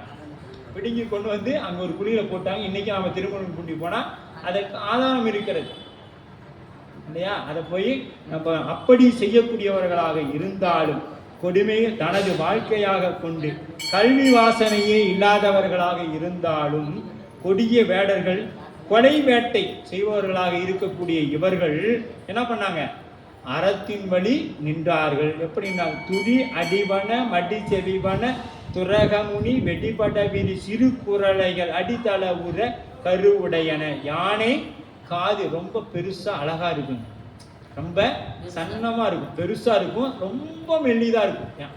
அது பெரிய யானைக்கு அப்படிங்குதுன்னா, குட்டி யானைக்கு பருவத்தில் என்ன அழகா இருக்கும்? பன்றி குட்டி கூட அழகாத்தாங்க இருக்கு. அப்ப யானை குட்டி எப்படி இருக்குங்க? யானை குட்டியோட காது இன்னும் மெல்லிசா ரொம்ப அழகா இருந்திருக்கு, மெதுன்னு அப்படி இருக்குதான். அந்த குரலைகள் வருகின்றன. அங்க இந்த போர் நடைபெறக்கூடிய இடத்துக்கு அந்த குரலைகள் யானை குரலைகள் வருகிறது. அதையும் அவங்க ஒன்றும் செய்யல. வெடுபட கிரி வெடித்த ஓசைப்பட ஓடுகின்ற இளங்கன்று அறியா. இப்ப இது என்ன பண்ணுது? இளங்கன்று பயம் அறியாது. அப்படித்தானே நம்ம மனுநீதி சோழர்ல விழுந்தது தேர்காலில். எப்படி விழுந்துச்சு? அது பாட்டுக்கு துள்ளி குதிச்சது, தேர்காலில் இடர்பட்டு. ஏன்னு கேட்டீங்கன்னா இளங்கன்று பயம் அறியாது. அப்படி அந்த கன்று என்ன பண்ணுது? வருது. அதை இவர்கள் என்ன பண்ணாங்க? வேட்டையாடவில்லை. முடுகு என்றார். மர இளமையுடைய. அப்ப முடுகுனா மர அப்படின்னா இளமை. அதனால தான் முருகு. முருகனுக்கு பேர் என்னங்க? முருகு. முடுகு அப்படின்னா இளமை அப்படின்னு பொருள். அப்ப முருகு அப்படின்னாலும் இளமை. கருப்பமாக இருக்கக்கூடியவைகள், கர்ப்பமாக இருக்கக்கூடிய விலங்குகளை வேட்டையாடுவதில்லை. இவங்களுக்கு பாருங்க, எந்த கல்வி அறிவும் கிடையாதுங்க. வேடுவர்கள் தான், இவர்களுக்கு எந்த கல்வி அறிவும் கிடையாது. பிணை விலங்கினத்தின் பிணை அப்படின்னா பெண்கள் அப்படின்னு பிணை அப்படின்னா பெடை அப்படின்னு சொல்லுவாங்க. அடி தளர்வுட. அப்ப தளர்ந்து போனவர்கள், வயதானவர்கள் மீது. வயதான விலங்குகள், கொடிய விலங்கு. இப்ப சிங்கமே, வயதான ஒரு சிங்கம் வந்தாலும் அதை என்ன பண்ணாங்க? வேட்டையாடாம விட்டாங்க. யானை வந்தாலும் அதை வேட்டையாடாம விட்டாங்க. வயதானவர்களை வேட்டையாடுவதில்லை அந்த மிருகங்களை. அப்படி கொடுபயன எதிர்முடுகிடும் கொலை புரி கொள்கின்ற இவர்கள் கரிய முனி குருளை பிணை எளிமையாக கிடைத்தாங்க. இது பக்கத்திலே வந்தா கூட என்ன பண்ணாங்க? அதையெல்லாம் தாம் கொல்லாம இருந்தாங்க. உரு கொலை புரி சிலை மரவோர். கொலை புரிவதற்கே தொழிலாக கொண்டிருந்த இவர்கள் இதை செய்யாமல் இருந்தார்கள் அப்படின்னு சொல்லு. இவ்வகை வருகொலை மறுவினை எதிர்நிகள் ஒளி அதிர கைவரைகளும் வெறுபுற மிடைக்கான் எழுவதோர் ஏனம் பெய் கருமுகில் என இடியொடு பிதிர் கனல் விழி சிதறி மொய்வளையை அருநிமிதுர முடுகிய கடு விசையில். இப்போ இதெல்லாம் அப்படியே நடந்து கொண்டிருக்குதுங்க. இந்த காட்சிகள் எல்லாம் போர்க்களத்தில் நடந்து கொண்டிருக்கிறது. கொலை மரவினை, அறவினையே ஆதலின் கொல்லாமை. இப்போ அறவினைனா என்னங்க? கொல்லா புலால் மறுத்தாரை கைகூப்பி எல்லா உயிரும். நீ 1000 வெட்டு வேள்விகள் செய்தாலும், நீ 1000 வேள்விகள் செய், அதை விட ஒரு உயிரை கொல்லாமல் இருந்தால் அதை விட அதிக புண்ணியம் என்பது வள்ளுவன் வாக்கு. நீங்க 1000 வேள்விகள் செய்தாலும் அதில் வர புண்ணியத்தை விட ஒரு உயிரை கொண்டு தின்னாது இருந்தீங்கன்னா பாருங்க. அதனால தான் கிருபானந்த வாரியார் சொல்லுவாங்க, மீனாட்சி கல்யாணம் அப்படிங்கிற சொற்பொழிவில் சொல்லியிருப்பாரு. அதாவது சுடுகாடு எங்கே இருக்குது? ஒரு குழந்தையை பார்த்து கேட்குற, சுடுகாடு எங்கே இருக்குது? ஊரோட எல்லையில் இருக்குது. இப்போ நமக்கெல்லாம் எங்கே கொண்டு போவாங்க? ஊரோட எல்லையில் கொண்டு போய் நம்மளையும் எரி விட்டுருவாங்க, இந்த உடம்பே எரி விட்டுருவாங்க இல்லையா? இப்போ ஆடு கோழிக்கெல்லாம் சுடுகாடு எங்கே இருக்குது? இங்கே இருக்குது. ஆடு கோழிக்கெல்லாம் அப்போ இது என்னது? சுடுகாடு. கிருபானந்த வாரியார் அழகாக சொல்லுவார். அவர் ஏன்னா நகைச்சுவைக்கு சொற்பொழிவில் அவருக்கு அவர் தான் நிகர், வேற யாரையும் சொல்ல முடியாது. ஆமாம். அப்போ அந்த ஆடு கோழிக்கெல்லாம் எது சுடுகாடு? சுடுகாடை வச்சு நம்ம கோயிலுக்கு கொள்ளலாமா? ஏப்பா ஞாயிற்றுக்கிழமை வகுப்பு கொள்ள இல்லைங்க, இன்னைக்கு செய்யக்கூடாது செஞ்சுட்டாங்க. அப்போ அது தப்புன்னு தெரியுதா இல்லையா? செய்யக்கூடாது செஞ்சுட்டாங்க, ஒத்துக்கலாம். அது தப்பு தானே. தப்புன்னு தெரிஞ்சு நீ தப்பு செய்யறிய, அது எப்படி மன்னிக்கப்படும்? அதனால தான் வள்ளுவன் சொன்னார், கொல்லா புலால் மறுத்தாரை கைகூப்பி தொழும். எல்லாம் பார்த்த மாத்திரத்தில் எறும்பு கூட உங்களை பார்த்து கைகூப்பி தொழும். மராசம் போகிறான் பாரு, யாருக்கும் எந்த தீங்கும் செய்யாதவன் அப்படின்னு. நம்ம சாப்பிட்டுக்கிட்டே இருந்தோம்னா அவ்வளோதான், மேலும் மேலும் வினைகளை கூட்டி கொண்டே போயிட்டே இருக்கிறோம். இனிமேலாவது சாமி நமக்கெல்லாம் அந்த மாதிரி ஒரு எண்ணத்தை கொடுக்காம இருக்கட்டும். கொல்லால் இந்த எதிர்வினை, இவங்க மரவினை செய்யக்கூடியவர்கள். அறவினைகள் அல்ல இவங்களை செய்யறது, மரவினைகள். அறத்திற்கு மாறாக போட்டீங்கன்னா அது மரவினைகள். மெய் கருவில் மழை பெய்யும் வன்முகில் முழதனி அதனில் பிரிந்து கருமுகில் என்கின்ற பிரிதினை நீக்கிய விசேடனை அப்படிங்கிறார். அப்போ அந்த பிரிக்கிற மாதிரி எப்படி அந்த மழை நீர் பிரிஞ்சிட்டாலும் அது கருமையா இருக்குமோ அது போல அவர்கள் இருக்கக்கூடியவர்கள். பிணை இவ்வகை வரும் கொலை மரவினை எது நிகழ்வும் அதிர கைவரையும் வெறுவிட கான் எழுந்ததோர் ஏனம். இப்படியெல்லாம் சத்தத்தோடு அங்கே அப்படியே ஒரு ஓலமிடும் சத்தம். யானை பிளிர்கிறது, மற்ற விலங்குகள்லாம் அடிபட்டா எப்படிங்க அது பாசையில் அது கத்திக்கிட்டு கிடக்குது. இதில் விட ஒரு ஏனம்னா ஏனமாகி முன்கலந்தி பன்றி வராகம் பன்றி. அந்த வராகம் என்ன பண்ணுதுன்னா இந்த எல்லா சத்தத்தையும் அடக்குவது போன்ற உரிமை கொண்டு வேகமாக வருதுங்க. எப்படி உரிமை கொண்டு அப்படியே வேகமாக வந்து அந்த வலையை அப்படியே அடித்து பிச்சுடுச்சுங்க. இப்போ யானையாலையும் அந்த வலையை பித்து கொண்டு வெளியே போக முடியல.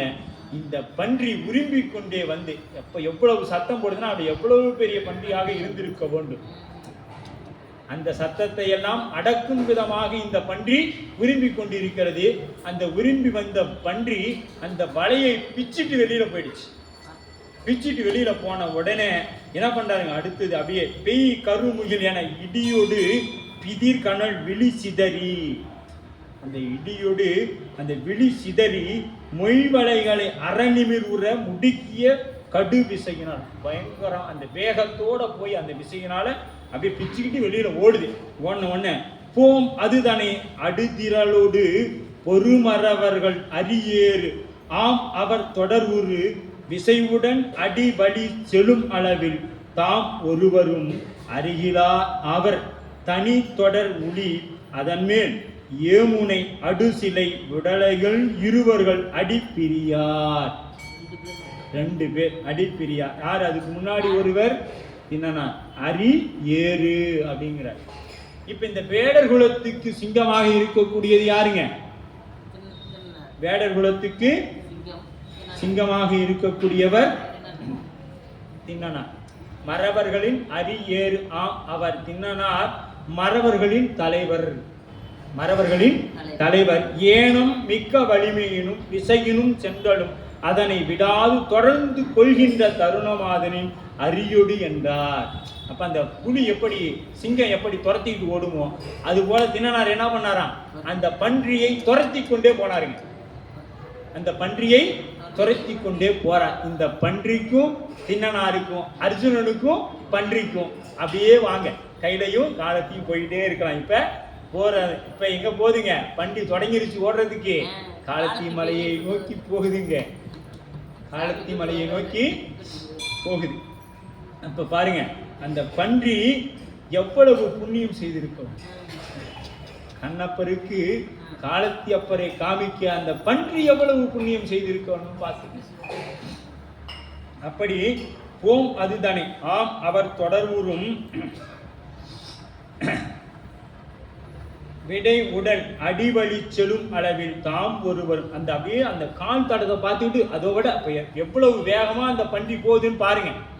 அந்த கால் தடத்தை பார்த்துக்கிட்டு திண்ணனார் ஓடுறாருங்க.